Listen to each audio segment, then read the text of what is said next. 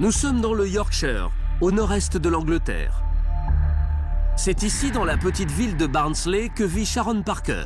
Cette mère de famille, infirmière de profession, est en apparence tout à fait normale. Pourtant, c'est un cas unique qui stupéfie les scientifiques. Lorsque les gens me disent « tu es complètement écervelé », je leur réponds « c'est un cas médical ».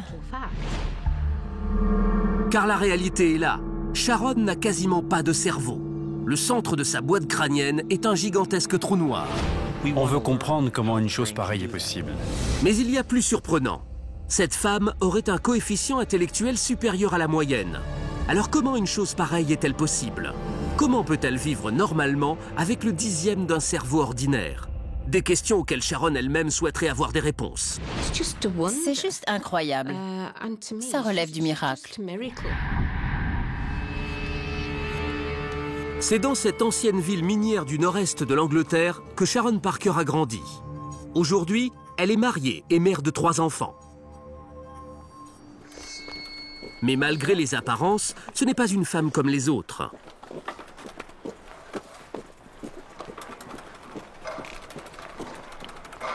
Elle possède une caractéristique unique, invisible de l'extérieur. Et cette particularité se trouve à l'intérieur de sa tête.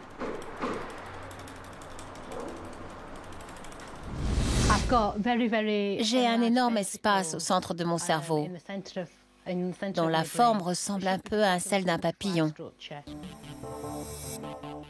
Voilà le cerveau de Monsieur Tout-le-Monde. En fait, c'est comme s'il y avait un trou à la place de mon cerveau. Et voici celui de Sharon Parker.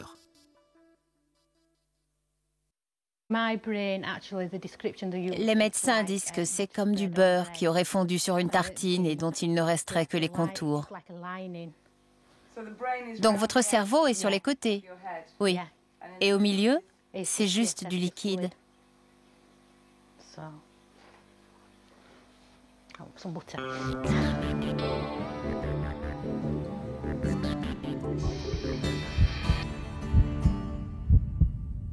Mais comment a-t-on découvert cette anomalie exceptionnelle? Sharon n'a que 8 mois quand ses parents, préoccupés par la taille anormalement développée de sa tête, décident de consulter un spécialiste. Il nous a dit qu'il était possible qu'elle ait du liquide dans le cerveau. Et tout est parti de là. Elle avait déjà 9 mois quand on a appris qu'elle était hydrocéphale et qu'il fallait l'opérer d'urgence. Ce jour-là, j'ai cru que ma vie s'effondrait. Autrefois, la plupart des cas d'hydrocéphalie étaient mortels. Les rares enfants qui survivaient étaient considérés comme des monstres et condamnés à devenir des attractions de foire. Sharon ne doit la vie qu'à une opération, une première en ce domaine. Une valve a été placée à l'intérieur de son crâne pour contrôler l'afflux de liquide cérébral. Or, à l'époque, celui-ci s'accumule dans sa tête depuis plus de 9 mois, d'où l'immense poche au centre de son cerveau. Depuis, Sharon est un cas unique qui ébranle toutes nos connaissances sur le fonctionnement du cerveau. Quand les gens voient les radios de mon cerveau pour la première fois, ils n'en reviennent pas. Même pour les médecins à l'hôpital, c'est un véritable choc. Et je peux vous dire qu'il n'y a pas grand monde qui puisse surprendre autant des spécialistes. Mais moi, ça marche à tous les coups. Puis, il y a cette question que tout le monde se pose. Les gens pensent que quelqu'un qui a un cerveau comme le mien est incapable de fonctionner normalement, qu'il lui est impossible d'accomplir des tâches quotidiennes. Pourtant, moi, j'arrive à peu près à tout faire normalement. Et si moi j'y arrive, c'est sans doute parce que les gens n'utilisent pas toutes les capacités de leur cerveau. C'est sûr qu'une grande partie de notre cerveau reste inexploitée. La médecine nous a appris qu'on pouvait vivre avec une seule petite partie de rein, par exemple. Et on va sans doute découvrir qu'il en est de même avec le cerveau. Peut-être qu'on utilise seulement une toute petite partie de notre cerveau. Les gens pensent que je suis incapable d'avoir une vie normale. Même ma mère pensait que je ne pourrais pas avoir d'enfants. Mais j'ai eu 3 enfants et ils sont en parfaite santé. Ils n'ont aucune difficulté particulière. Lee va avoir 13 ans et il est au collège. Richard a 10 ans, il est en dernière année de primaire et Rachel a 7 ans. Et elle est à l'école primaire, elle prépare l'examen de fin de deuxième année.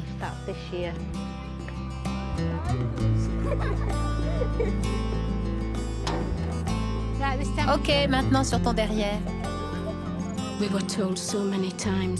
On nous a tellement dit que Sharon ne vivrait pas jusqu'à l'âge adulte qu'on est toujours étonné de voir comment elle a évolué depuis toutes ces années.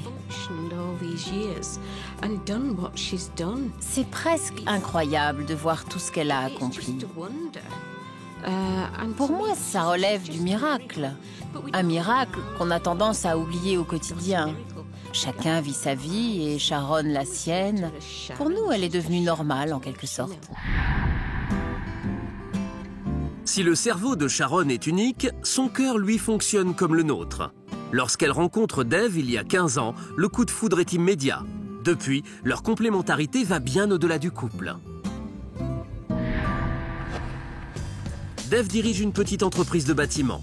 Mais quand il s'agit d'établir les factures, il travaille encore à l'ancienne parce que l'informatique et lui, ça fait deux.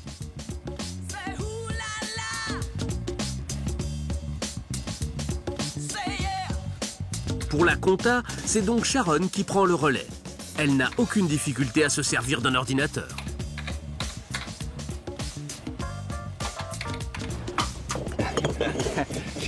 C'est ma secrétaire en quelque sorte. C'est elle qui fait toutes les saisies informatiques, les devis, les factures. Je lui donne les éléments et elle rentre tout dans l'ordinateur. Ensuite, elle donne à tout ça un aspect plus soigné.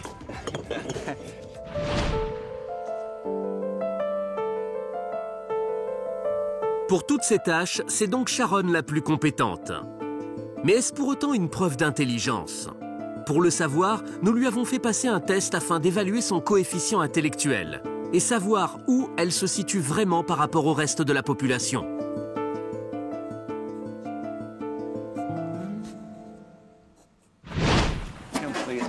Elle est comme tout le monde. Elle pense comme tout le monde.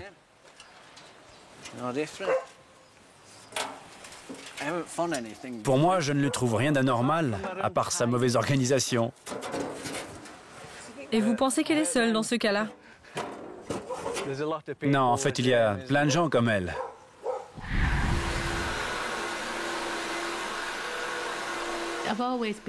J'ai toujours été désordonnée et mal organisée. Quand je vois la maison en désordre, pour moi, il n'y a rien d'anormal.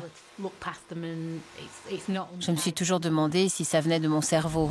Je veux dire de cette partie manquante de mon cerveau. C'est même devenu un sujet de plaisanterie. Peut-être que cela vient de la partie manquante de mon cerveau. Mais l'étrange cerveau de Sharon est-il vraiment à l'origine de ces lacunes finalement assez banales ?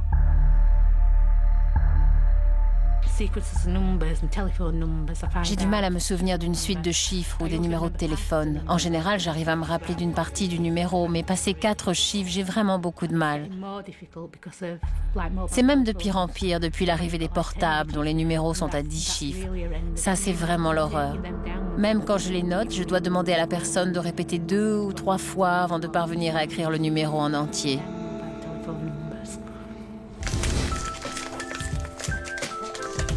Le résultat du test est enfin arrivé. Dave semble impatient. C'est l'heure de vérité. Ah, 113. Un QI de 113, alors que la moyenne est de 100. D'après les statistiques, les gens qui ont un tel QI représentent moins de 30% de la population.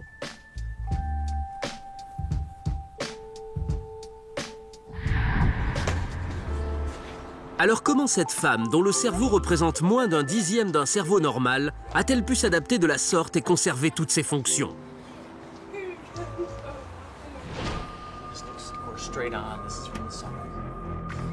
C'est la question que se posent aujourd'hui de nombreux spécialistes, comme le neurochirurgien américain Mark Luciano.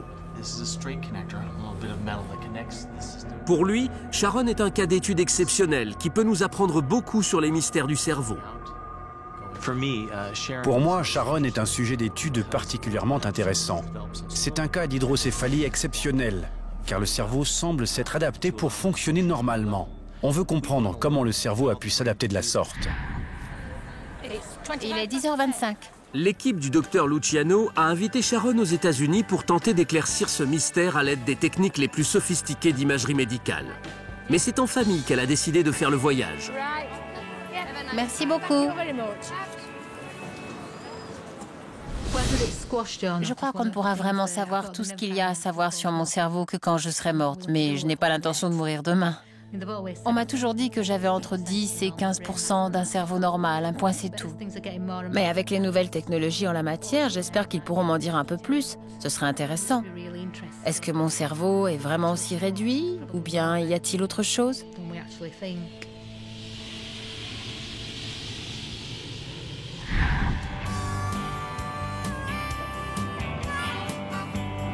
Dès son arrivée à Cleveland, dans l'Ohio, Sharon se rend au centre de neurochirurgie du docteur Luciano.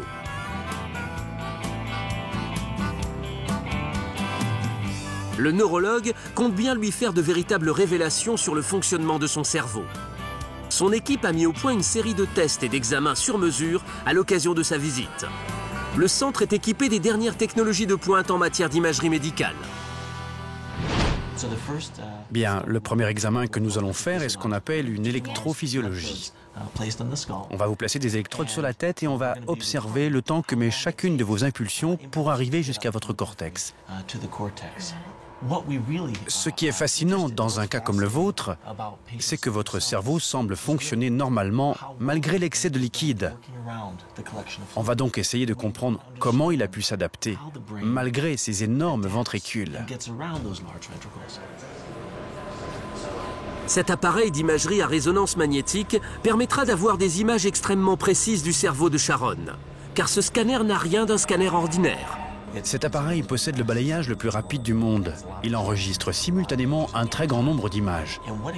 Ça permet d'obtenir une radio générale du cerveau, mais aussi d'obtenir une image très détaillée de tous les vaisseaux sanguins qui nourrissent le cerveau en oxygène. Dans un premier temps, je vais vous demander d'ouvrir et de fermer les yeux pour observer ce qui se passe dans la zone de votre cerveau qui contrôle la vue. Vous allez commencer par fermer les yeux et ensuite, je vous demanderai de les ouvrir et de les refermer à mon signal. Bon, c'est parti. Fermez les yeux.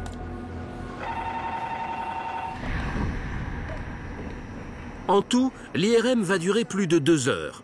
Une occasion pour les enfants de Sharon d'améliorer leur connaissance du cerveau.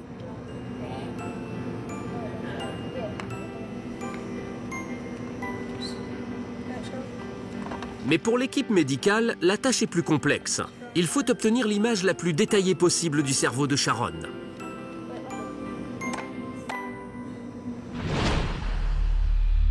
À la vue des premières radios, les médecins n'en reviennent pas.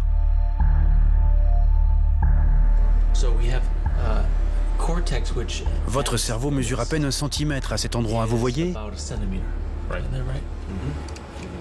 Pour Sharon, ces radios sont aussi une révélation. En général, il n'y a pas de corrélation entre l'épaisseur du cerveau et le fonctionnement cérébral d'une personne. Mais quand le cortex est si fin et mesure moins d'1 centimètre, on est vraiment en droit de s'interroger sur les capacités réelles de la personne, notamment en termes de réflexion et de mémoire. Dans votre cas, on atteint vraiment des limites, surtout à cet endroit. Paradoxalement, il semble que votre cerveau fonctionne tout à fait normalement. Oui. J'en déduis que vos cellules n'ont pas été affectées et vous ont permis de vous développer normalement. Mais c'est vraiment un cas extrême. Bon. C'est maintenant au tour de Dave d'être soumis à l'IRM. Une occasion pour lui de se mesurer au cerveau de sa femme.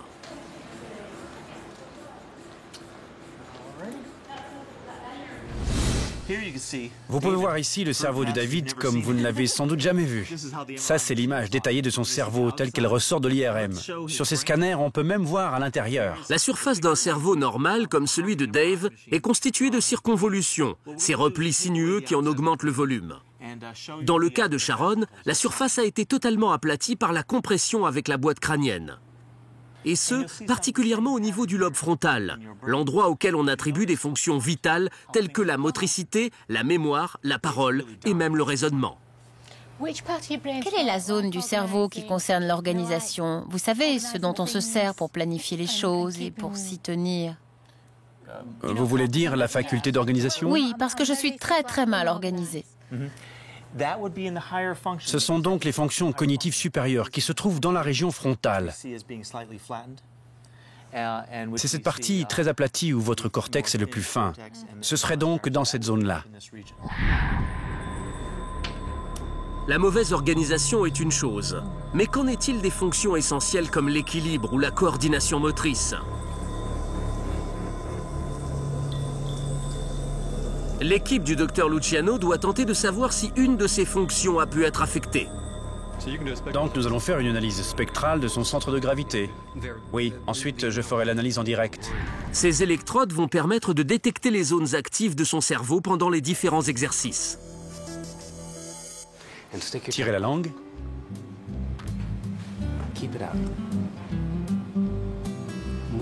Maintenant, bougez-la aussi vite que possible de gauche à droite. Plus vite encore.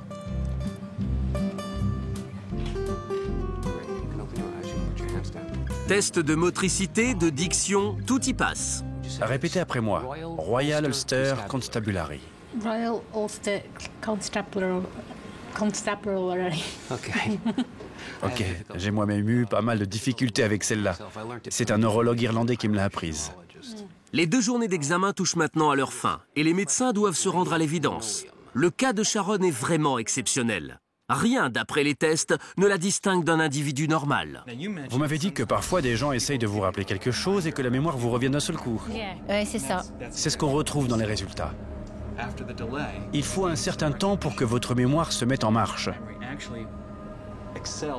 Mais quand elle se déclenche, elle va bien au-delà de la moyenne. Sharon était persuadée que ses difficultés à mémoriser provenaient de son anomalie cérébrale. Mais là encore, les résultats s'avèrent étonnants. Est-ce une forme de compensation? C'est curieux que ce score soit aussi élevé par rapport aux autres et je me demande à quel point tout ça n'est pas lié. En effet, je pense qu'elle a surdéveloppé cette faculté pour compenser. C'est assez difficile de savoir. En matière de mémoire à long terme, les résultats de Sharon sont excellents. Seule sa mémoire à court terme est déficiente. Mais les médecins supposent que son cerveau établit naturellement la balance entre ces 2 fonctions pour atténuer cette lacune. Oui, en effet. Elle a une tendance naturelle à compenser.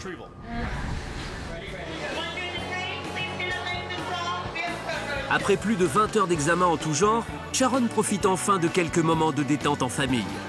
Pour le Dr Luciano, l'étude approfondie de cette patiente unique en son genre aura été riche d'enseignements. Je suis extrêmement surpris que les résultats de l'ensemble des examens soient aussi normaux.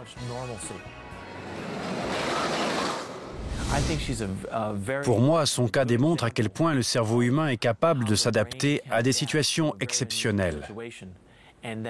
En fait, si ce genre d'anomalie se développe très tôt, le cerveau s'avère extrêmement flexible. Mais de toutes les découvertes faites par les neurologues de Cleveland, il y en a une qui est plus importante encore aux yeux de Sharon. Elle concerne la masse de son cerveau. Ils ont découvert que si mon cerveau est quasiment inexistant en apparence, il est en fait plus volumineux que le tien. Pas possible. Si. Le tien mesure 1300 cm3 et le mien 2300 cm3. Une information étonnante que seules les technologies de pointe utilisées par l'équipe du Dr Luciano pouvaient lui fournir. Elle montre que compte tenu de l'excès de liquide cérébral, la masse totale du cerveau de Sharon est en fait supérieure à celle de son mari. La matière cérébrale, elle, s'est en fait déplacée vers l'arrière et les côtés de son crâne pour occuper tout l'espace libéré par l'élargissement de sa tête lorsqu'elle était enfant. Alors en fait, t'as un cerveau? Au départ, tout le monde disait le contraire. Et ils se sont trompés. En fait, ils ont découvert que mon cerveau était plus gros que celui de ton père. Ça, c'est la meilleure de la journée. C'est même la meilleure de l'année. Une conclusion inattendue qui confirme que Sharon Parker n'a rien d'une écervelée, malgré son cerveau quasiment invisible. Son étonnante adaptation démontre en tout cas que cet organisme mystérieux est encore loin de nous avoir livré tous ses secrets.